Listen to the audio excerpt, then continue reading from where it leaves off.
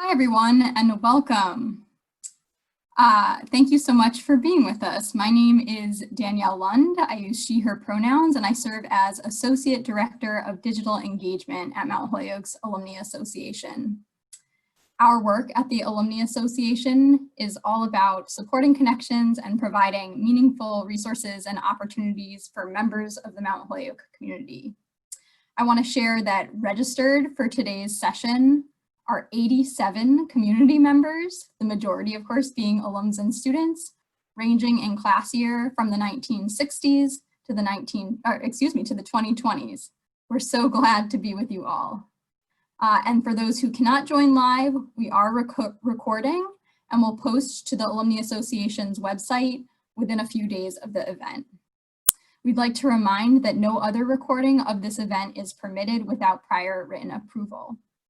If you don't wish to appear in the recording, please be sure to ask any questions via the chat box only versus raising your hand when we come to the Q&A. We're going to moderate questions at the end of the event. So again, if any questions do come to mind, please feel free to drop those in the chat box at the bottom of your Zoom window. We're happy to have with us today Dr. Mikaila Mariel Lemonik Arthur, an alum of the class of 2001, to share with us how policing in the US compares globally. Dr. Arthur is chair and professor of sociology at Rhode Island College, where she has taught courses in the sociology of law, research methods, race and ethnicity, and the sociology of education. She is the author of 3 books and numerous articles for both scholarly and general audiences. Dr. Arthur earned her Ph.D. in sociology at New York University in 2007 and her BA in sociology at Mount Holyoke, as we mentioned, in 2001.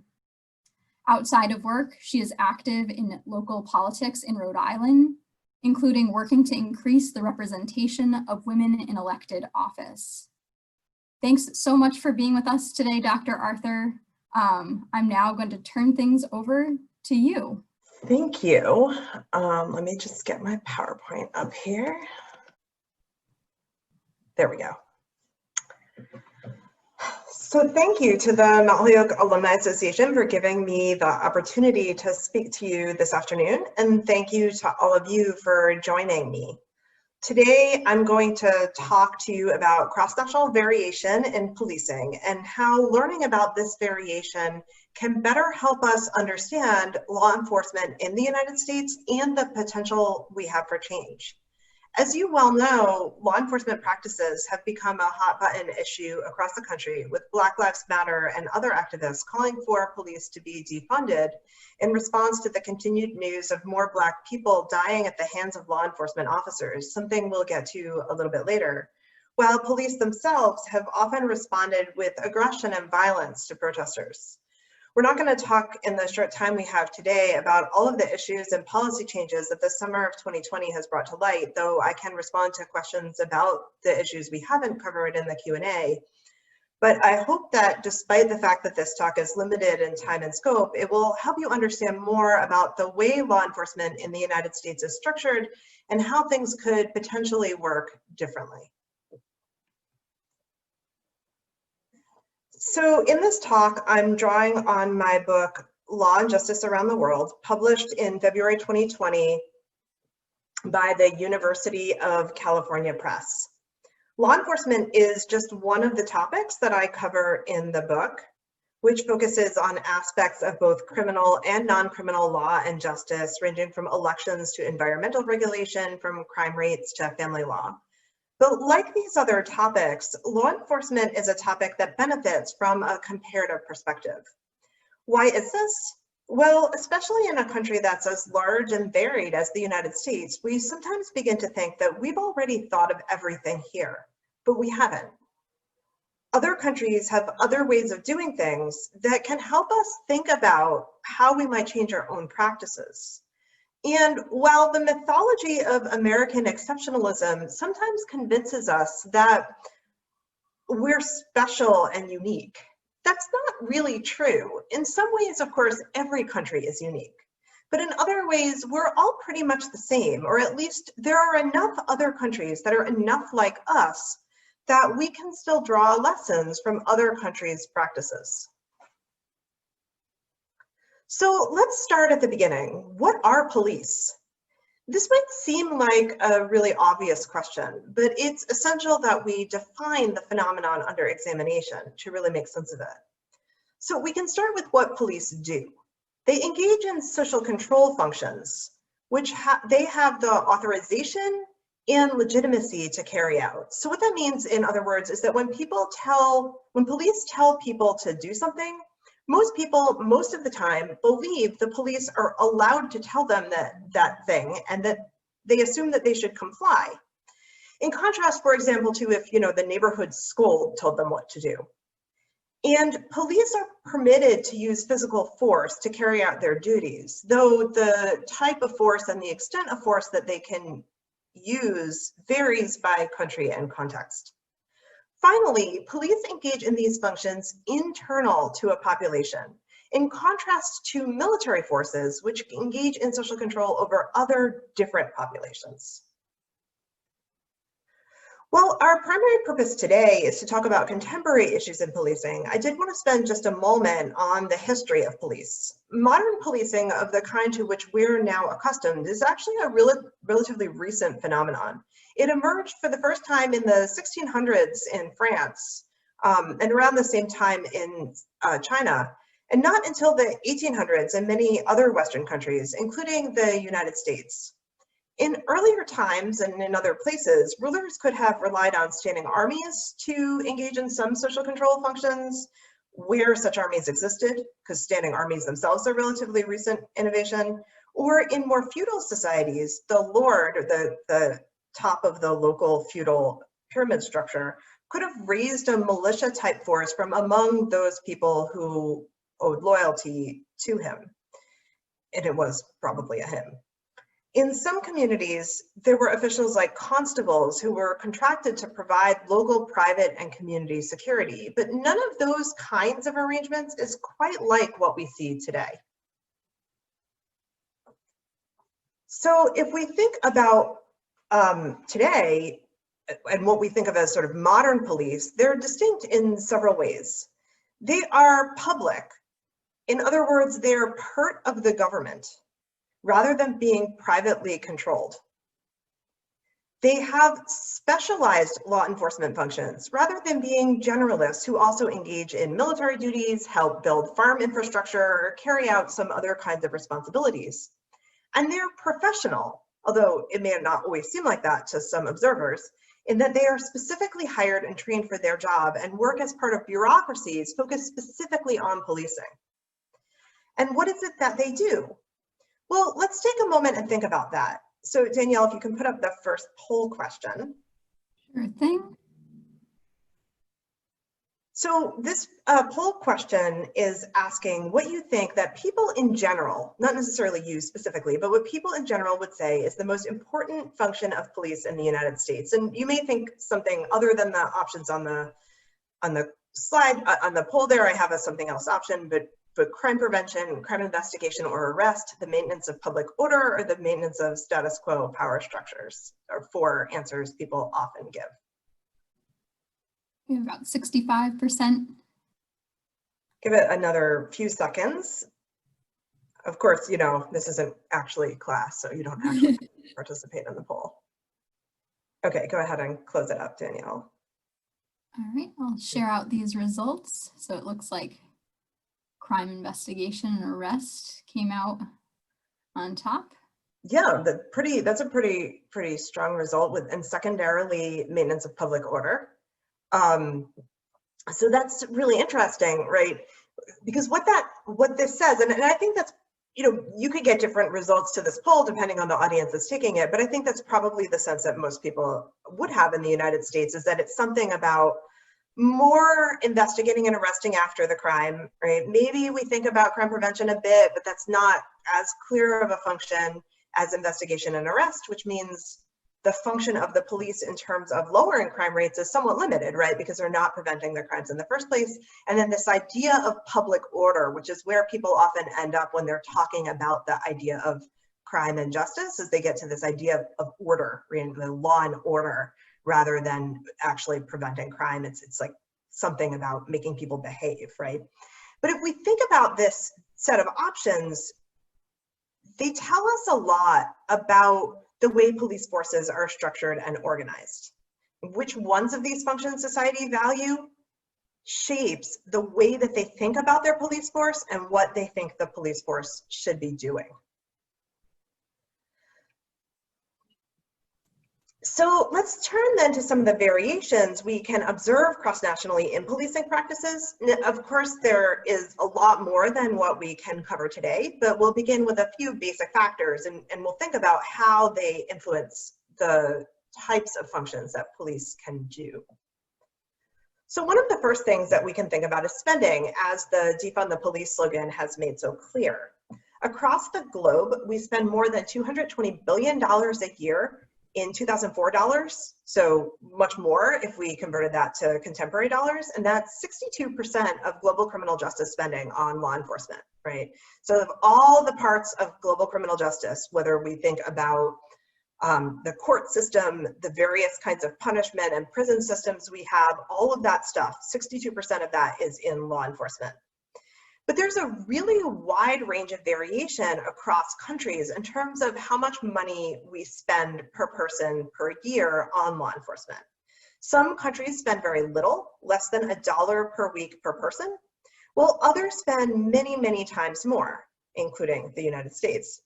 And while there's a correlation between spending and national economic statistics, even countries with pretty similar economies can vary very widely in per capita spending.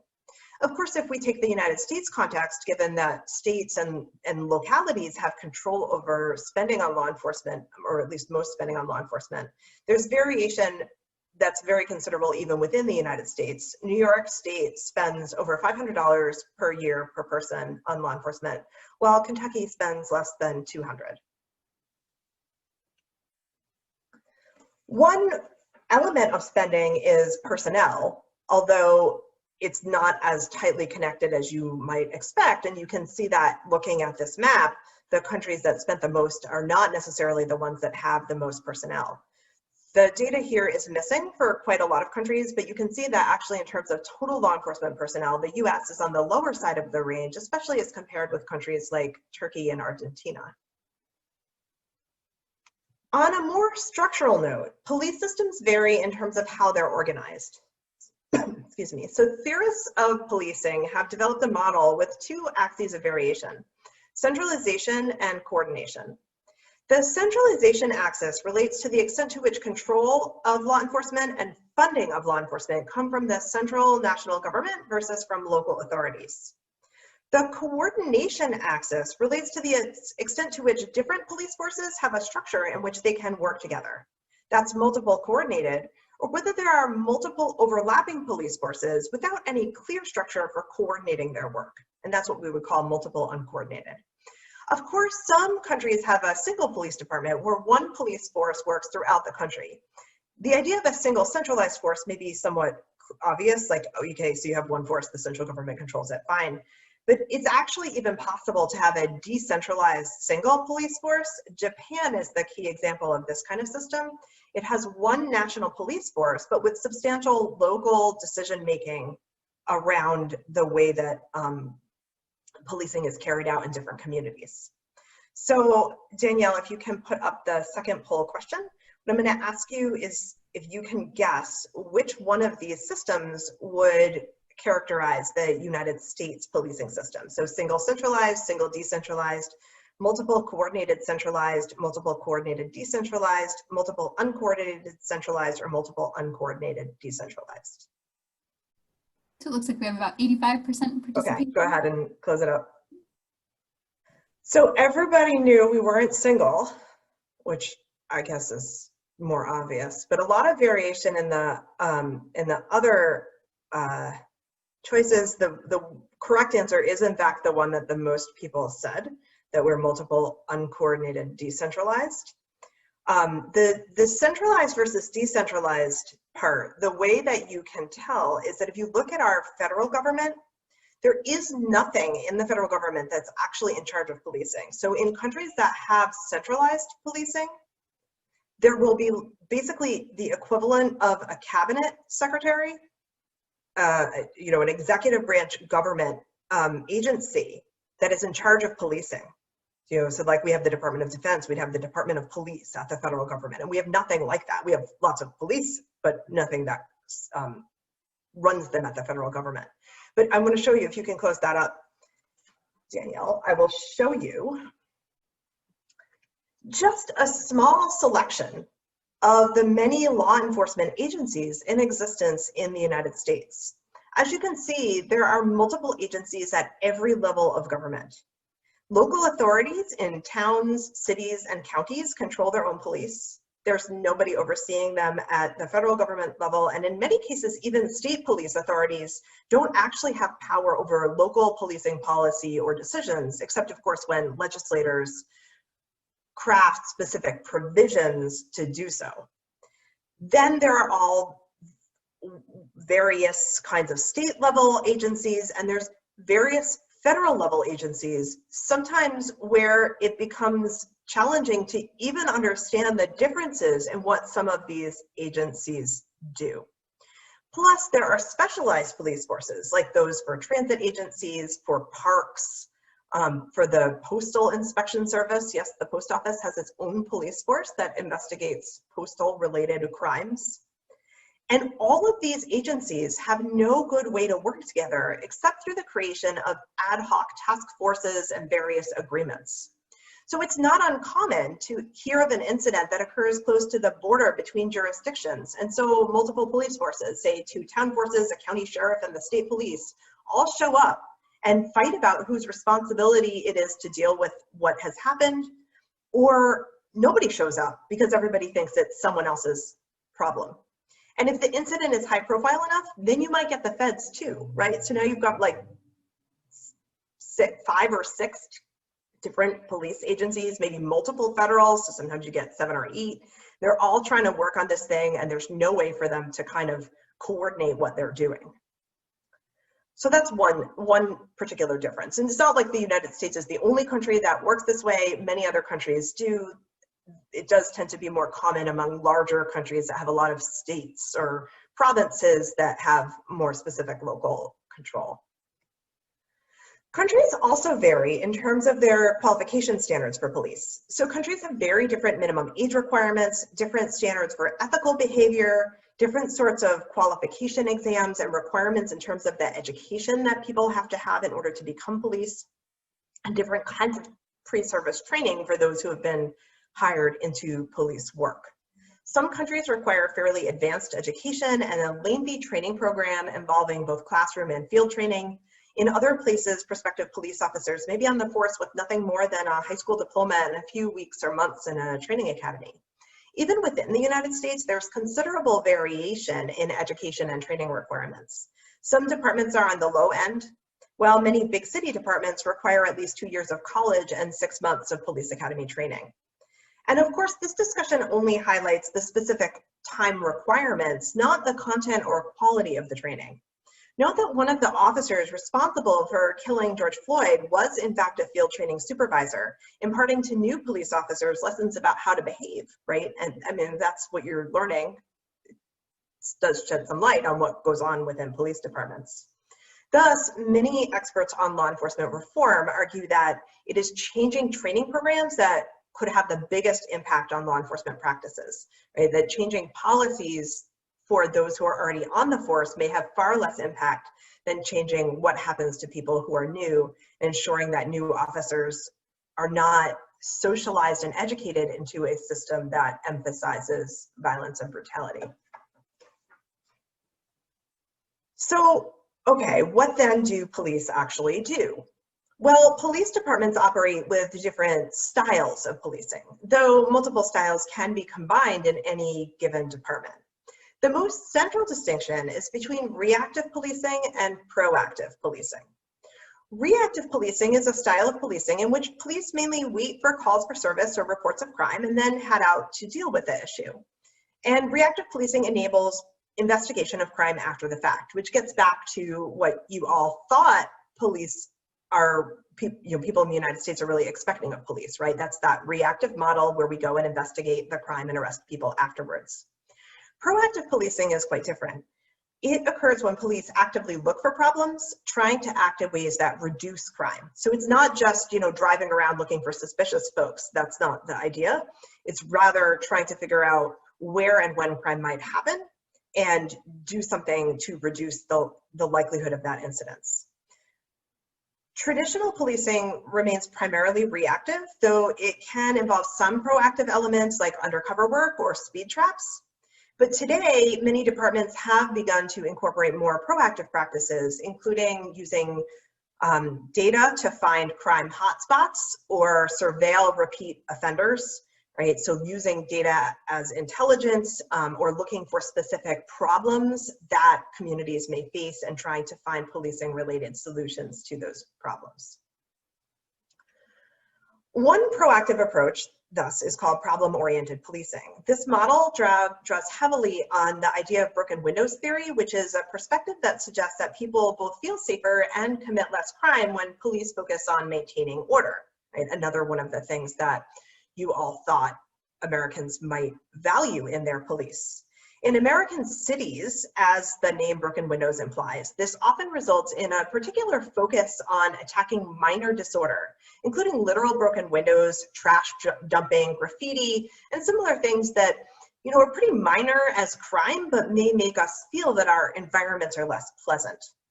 Research evidence suggests that this type of policing actually has a very limited impact on crime commission, though it probably does have a clear impact on people's feelings about and perceptions of crime. So even if actual crime rates don't go down, people may feel like their neighborhoods are safer just because they see less graffiti.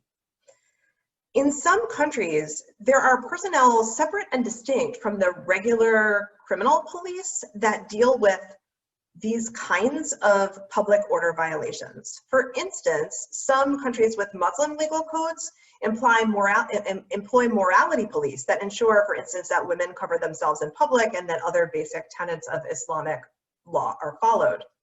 In Germany, there's a force, I'm probably butchering this, so apologies to any of you who speak German, called the Ordnungsbehörde, which is responsible for addressing things like litter and improper use of the sidewalk, right? So that people are sanctioned for those things, but by different people than the people who would arrest you for, say, murder. Another model for policing that often comes up in contemporary discussions of police reform is community-oriented policing. So in this model, police are more responsible to and engaged with the communities that they police. Community members are given the opportunity to provide input into police practices and priorities, and police are understood as having a somewhat broader set of responsibilities to the community, often including mentoring and getting to know young people. Sometimes additional personnel who do not work as law enforcement, like community mental health workers, are employed to deal with types of calls for service that don't actually require an armed police response. And police and community-oriented policing are expected to get to know their communities, much as would have occurred actually with some of the more traditional models of police, where people actually walked a beat in the neighborhood and saw the same folks every day. Scholars of community policing call this model coactive, the idea being that it involves the police and the community working together to reduce crime. While community-oriented policing can reduce some of the complaints that communities have about the police, it does not necessarily reduce the likelihood of police violence and overcriminalization without additional broader reforms in police practices. So the use of force, of course, is a key in consideration of police practices. Countries have wildly different standards about what kinds of circumstances make it permissible to use which kinds of force. Most notably, not all police worldwide are considered qualified to carry firearms. In the United Kingdom, for example, most police are not permitted to carry firearms, and only certain officers are armed. When possible, those armed officers must announce their presence when they arrive on scene. And what's really interesting is that the majority of police officers in the United Kingdom support this practice. Right? It's not that they all wish that they had guns.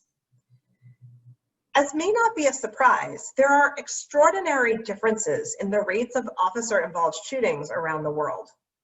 While there are other countries with rates as high as those in the United States, our rate of officer-involved shootings does seem rather remarkable when compared with countries like France and Iceland, where shootings are very rare. And France, of course, is a large, diverse, multi-ethnic society, one where racial profiling and societal discord are common occurrences, not some kind of paradise where everyone just gets along. There are a variety of explanations for these differences that we observe, including whether police have received de-escalation training and the types of policies governing the weapons issued to police. But let's consider another factor. So Danielle, if you can put up the next poll question. Sure thing. So this poll question asks how the US firearms ownership rate compares to that in other countries. So are we looking at the rate of firearms ownership per 100 people? Is the US the highest in the world, in the top 5 but not the highest, in the top 10 but not the top 5, in the top 20 but not the top 10, or below the top 20?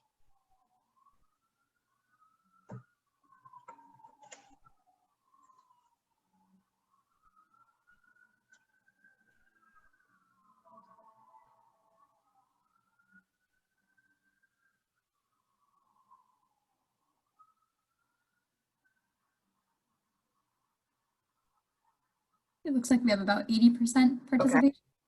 Go ahead and close it up. Share that out.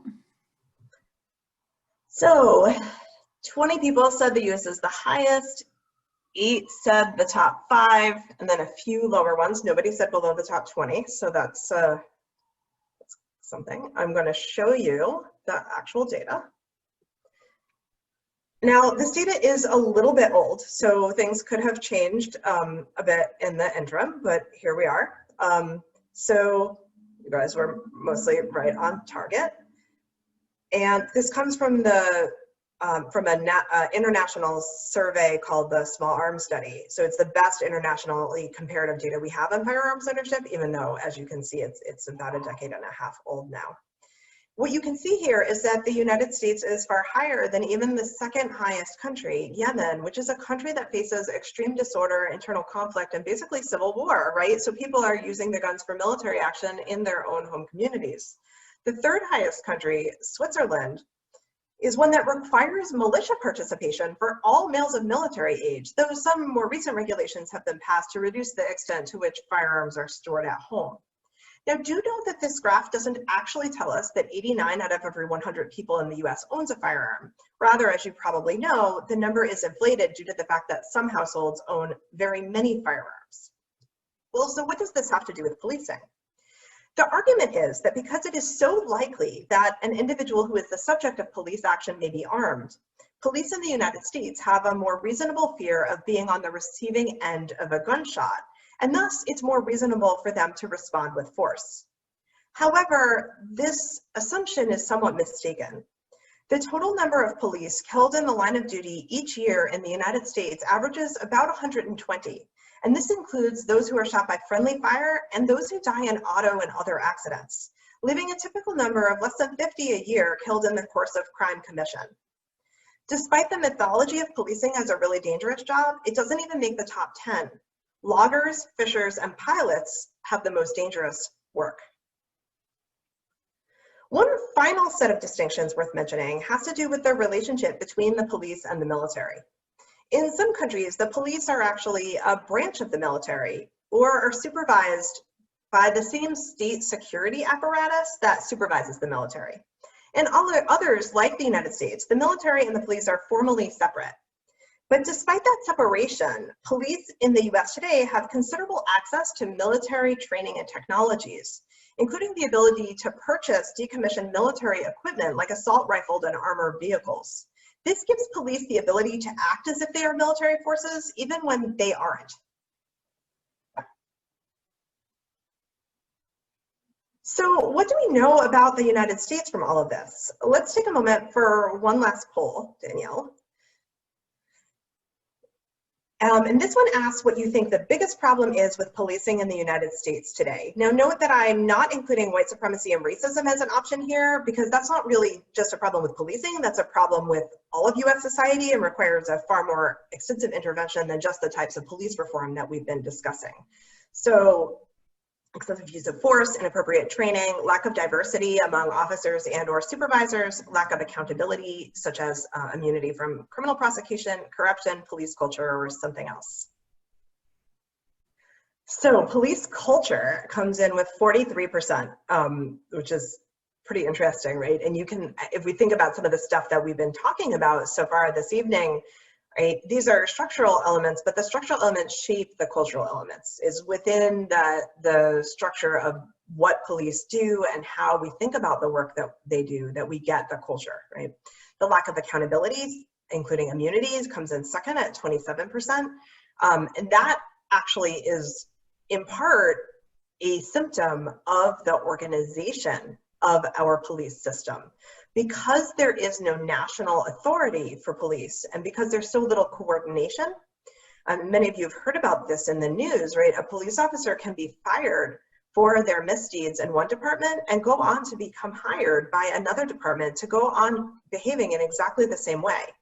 In more centralized systems, as well as in more coordinated systems, there are procedures to prevent that from happening, such as national licensure for police, and other kinds of processes that would ensure that once somebody has engaged in those kinds of misdeeds, they can't continue to work within policing.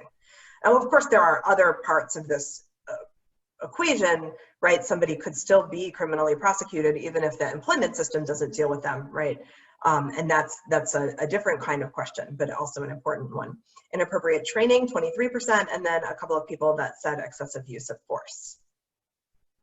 So yeah, a lot of problems, right? So to conclude, I want to offer a few thoughts about some additional avenues of exploration that we haven't fully talked about today. So one thing we haven't talked about is private policing, vigilantism, and stand your ground laws. Those clearly result in the loss of Black and brown lives. You can think about the Trayvon Martin case, for example. This is somebody who had kind of appointed themselves to be a police officer, right? And not all societies have the same amount of that kind of thing, right? So in some societies, there's a much clearer sense that policing is the responsibility of police, whereas in the United States, we have all manner of security guards and neighborhood watch and all kinds of things in which we have people with even less training than those police officers with the most minimal training who believe that it is up to them to determine whether it's appropriate for random passersby to be in the neighborhood. We haven't talked much about law enforcement corruption, which is a global problem that results in a variety of misdeeds. And one of the interesting things that thinking about corruption in relation to police salaries, so when people hear defunding the police, they often assume that somebody's suggesting, for instance, that the police shouldn't be paid well. If you think about that, how much we spend versus how many people we have, how much we pay the individual police officers isn't necessarily the full driver of law enforcement costs. And some scholars argue that what we actually should do is spend less on policing overall, but pay each individual police officer more, because the current system, at least in some communities, involves paying officers low enough salaries that either it encourages them to turn towards corruption or it encourages them to work so much overtime and so many extra jobs that they can't really be effective at their primary responsibilities. We haven't talked that much about police accountability or the extent to which police officers and police departments can and be held responsible when they do something wrong. As you guys note, this is very important. In the United States, legal doctrines like qualified immunity, as well as law enforcement officers' Bill of Rights that are built into union contracts, allow officers to escape responsibility for their actions, right? And as I just said, the fact that we have this decentralized, multiple, uncoordinated system means that even officers terminated for misconduct can often find another job in policing in another jurisdiction, enabling them to continue perpetrating bad acts. It's worth also mentioning, as people sometimes get a little confused about this, those law enforcement officers' Bill of Rights that are in the union contract, the communities that employ police do negotiate those union contracts, right? And they don't have to agree to have those provisions in the contracts. They could, for instance, offer a little more money in return for removing those.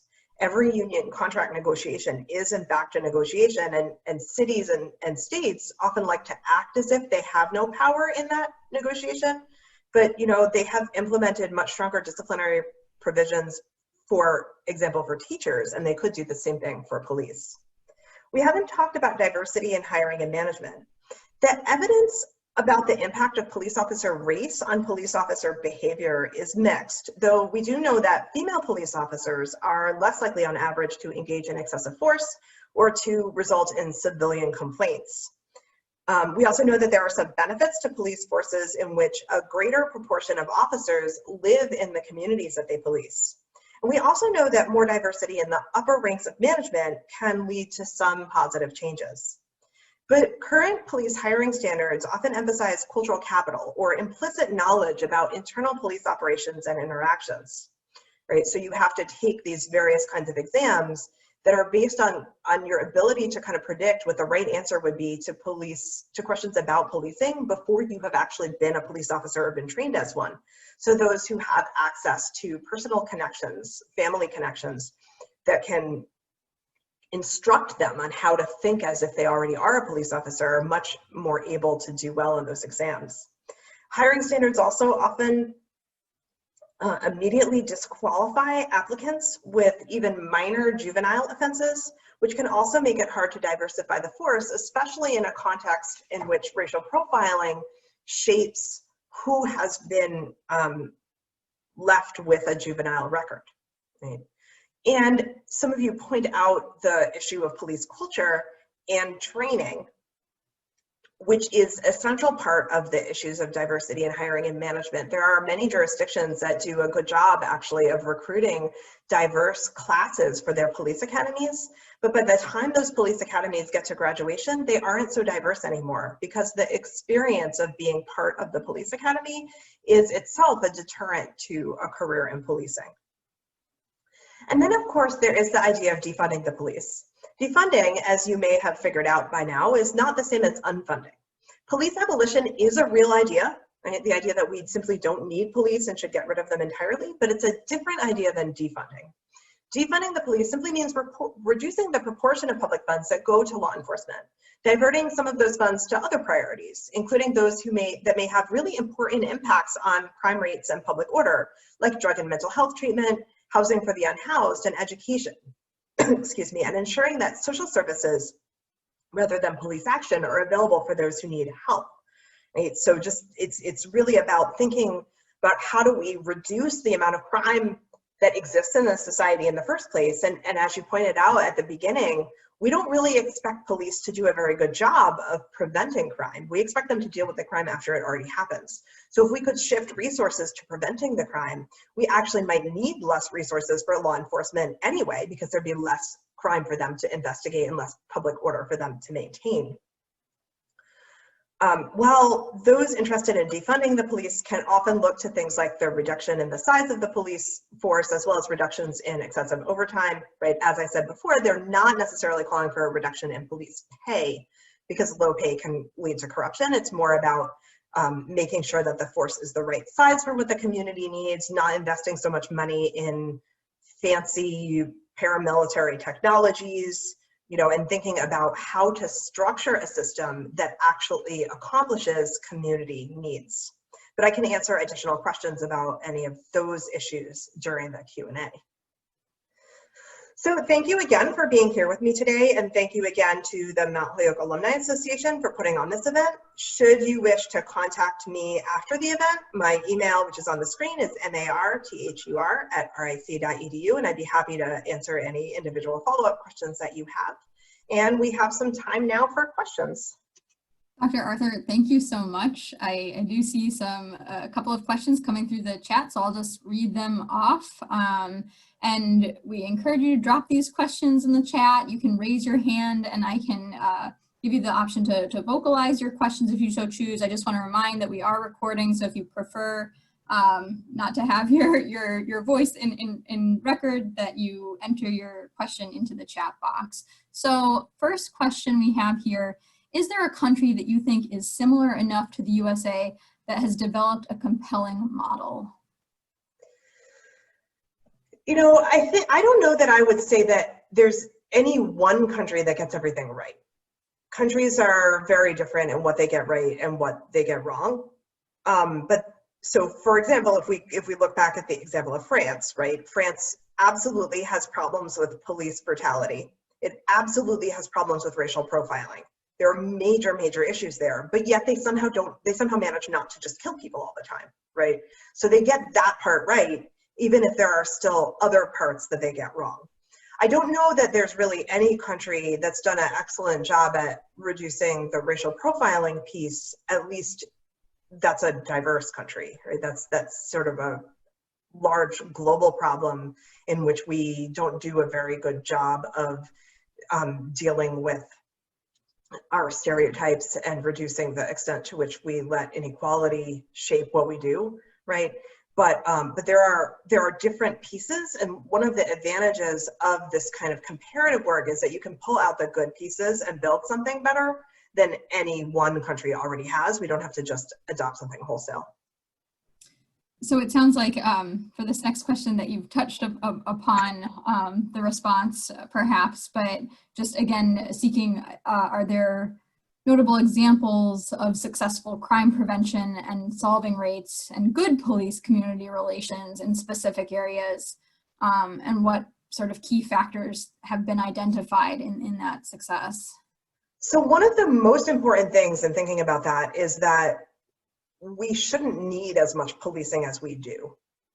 The United States does not, so it's not that we have more crime. We do, however, have more death from crime, and that's the firearms part, and which probably does shape the way we think about policing, right? Because if you're in fear for your life every time any criminal shows up, it's sort of different than if it's like, okay, so I'm gonna get mugged, right? I mean, not that any of us wants to get mugged, but like getting mugged and not being dead is very different than getting mugged and being dead.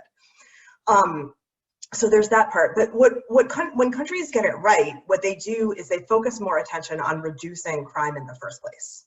Police should not have to be the avenue of first resort in crime. We should be able to deal with many more of those issues beforehand, right? So appropriate mental health treatment, so that people who are having mental health crises don't end up engaging in violence as a way of dealing with that.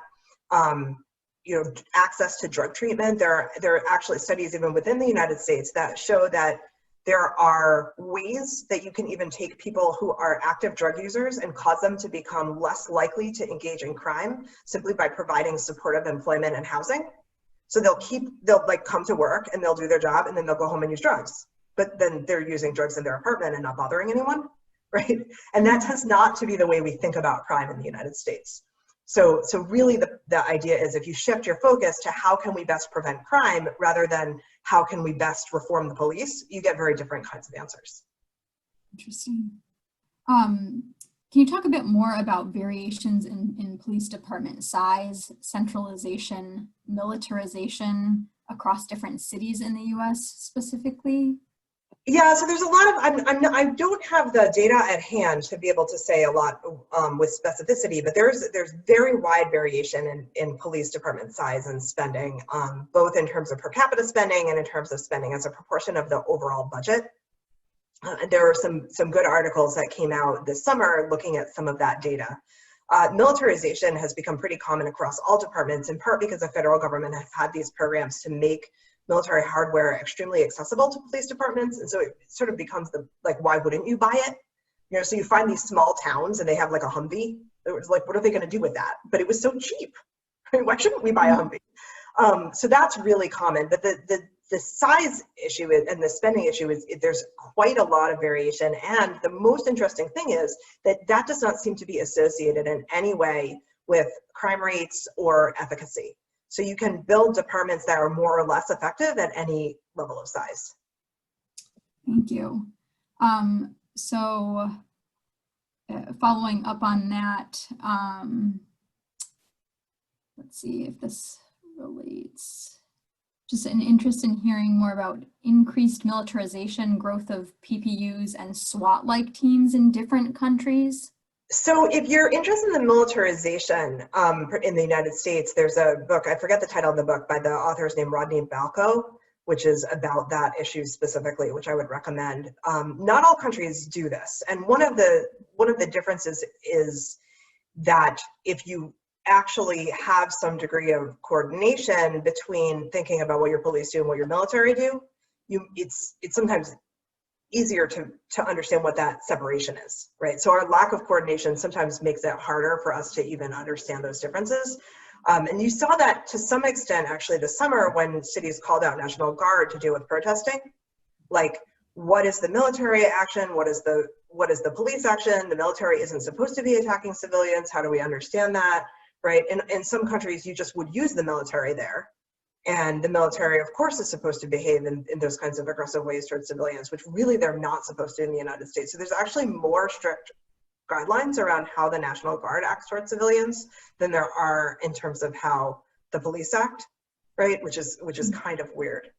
But what I don't know a lot about is the use of military hardware by local police departments in other parts of the country. So I don't want to talk about that too much because I probably don't know enough to say anything intelligent. Certainly. Thank you. And if we can get that book recommendation in the chat, that might be. Yeah, I can. We can do that towards the close too, is great.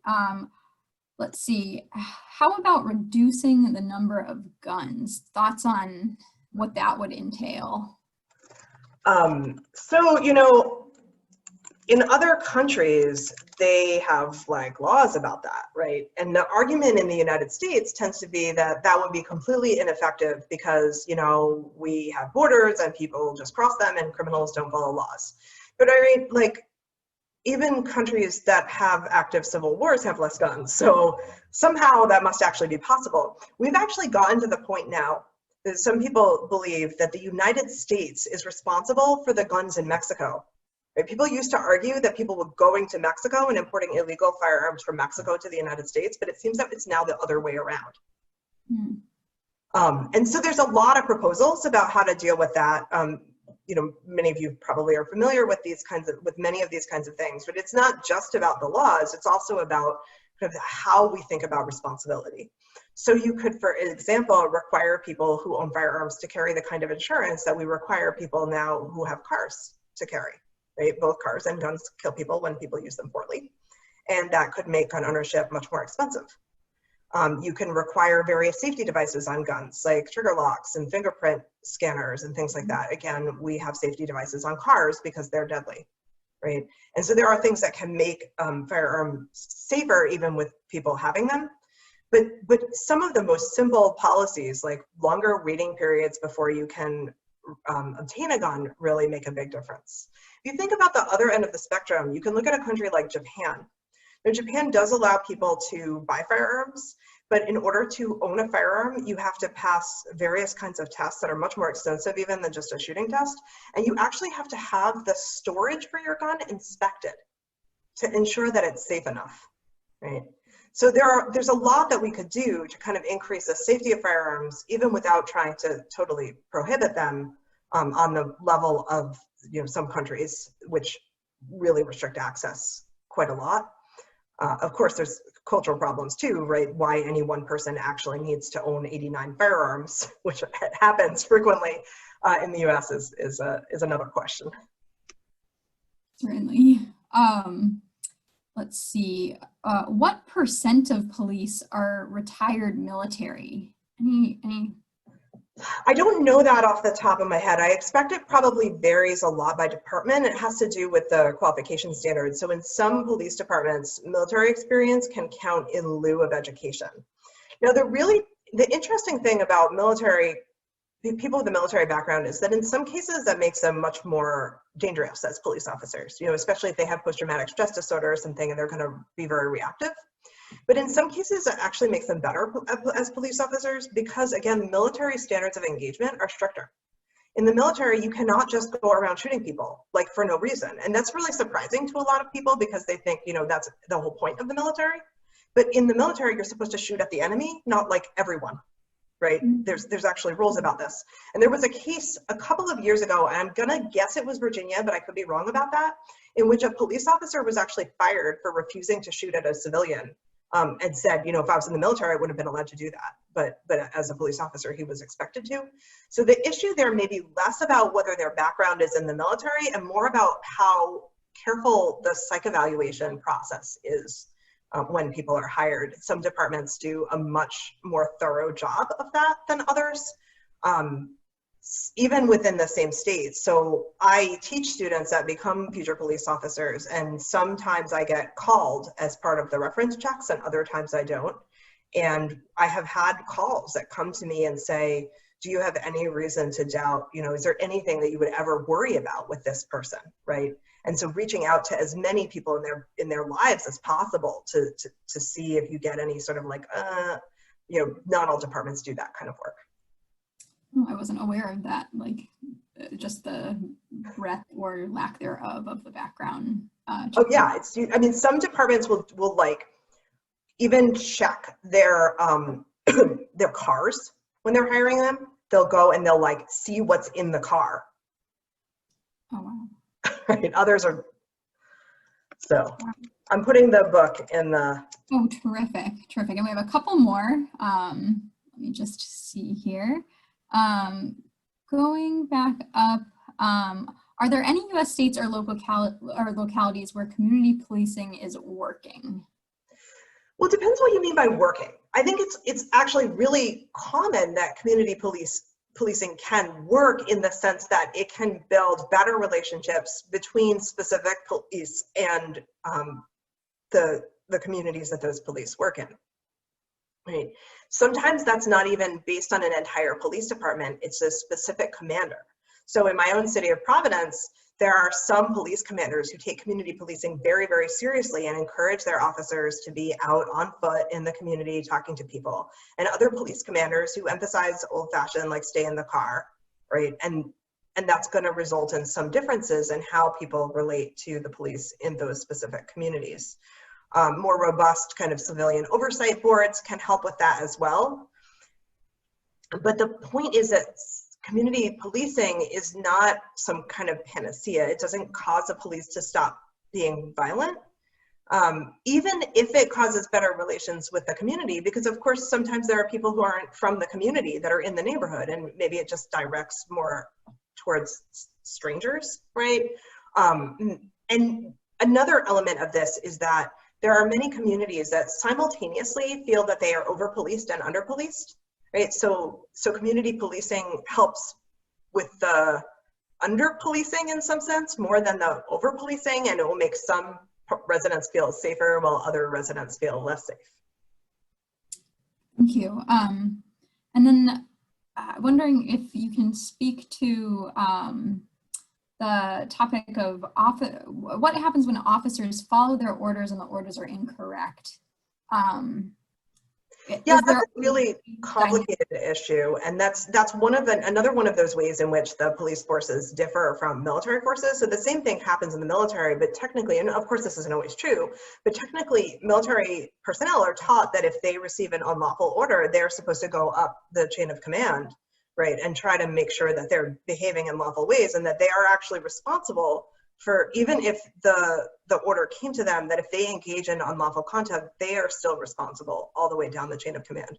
That does not seem to be true for police in most parts of the United States, right? The way that immunity works for them makes it so that if they had any reason to believe that the order, that they were receiving a legitimate order, that their behavior is at least not criminal, right?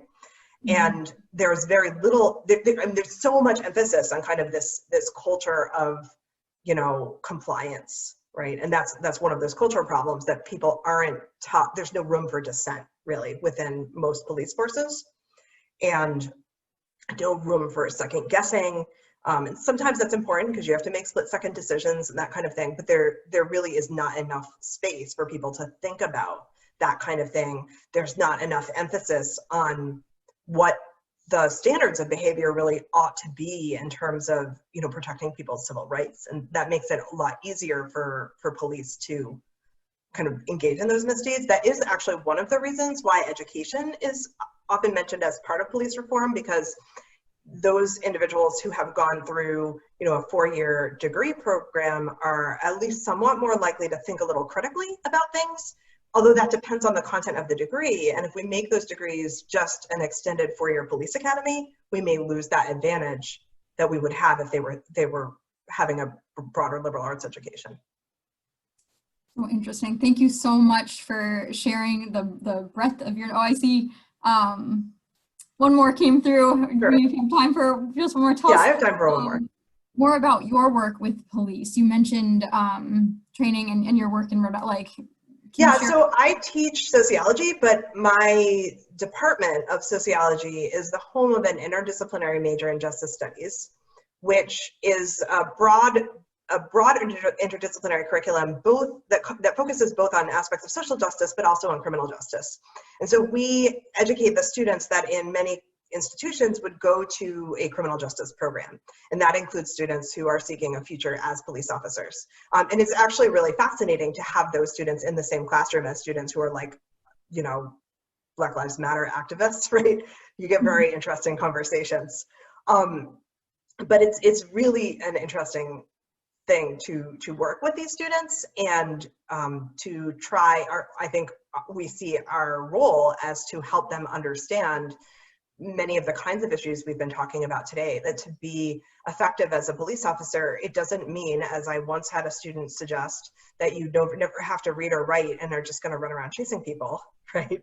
That's not what we want in police, and that's not how you're going to be successful in having a career as a police officer. I don't think that student became a police officer, but rather that what we want are people who understand why crime happens and what the limits of police really are in terms of the kinds of crime fighting things that we hope to have, right? And so I'm hopeful, I don't know if it's really going to happen, but I'm hopeful that through the work of educating future police officers who do have a broader perspective, maybe that will help us change some of the culture that we see in some of the police departments. Awesome. Thank you so much. That wraps us up for tonight's event. I again want to just reiterate that we've been recording, so we will post this to I'll put it in the chat box. Also, this is where you can find recordings of past events and our upcoming events. Want to share that tomorrow we have a presentation on, it's called Internet Delivery by Stratospheric Balloons with 2 alums in tech. And then we have an M&C with Professor Vanessa Rosa at Mount Holyoke, a class of 1929, Dr. Virginia Apgar, Assistant Professor of Latino and Latina Studies. So that's happening Friday. So we're continuing to work to provide opportunities like this one. Dr. Arthur, thank you so much again for being with us. Thank you all for participating and for your great questions for this session. And we look forward to future events with you all. Thank you again. Thank you to the Alumni Association for hosting this, and thank you to all of you for your participation and your great questions. I did put my email address again in the chat. If you do want to get in touch, you're welcome to do so. Awesome. All right, we'll see everybody soon, hopefully. Bye now.